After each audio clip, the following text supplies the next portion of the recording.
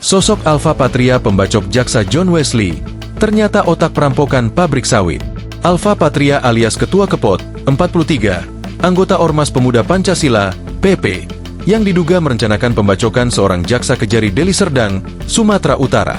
Dua orang menjadi korban pembacokan tersebut ialah John Wesley Sinaga sebagai jaksa Kejari Deli Serdang, dan Acencio Silvanov Huta Barat, staf tata usaha Kejaksaan Deli Serdang.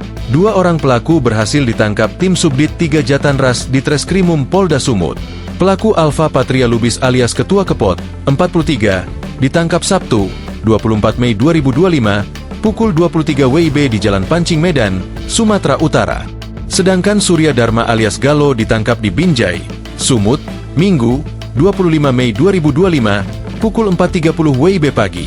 Alfa Patria atau yang kerap dipanggil Ketua Kepot, kelahiran Desa Pisang Pala, Kecamatan Galang, Kabupaten Deli Serdang, Sumatera Utara. Ia Ketua PAC Pemuda Pancasila, PP, Kecamatan Galang. Ketua Kepot juga sebagai Wakil Ketua Komando Inti, KOTI, Pemuda Pancasila, PP, Kabupaten Deli Serdang.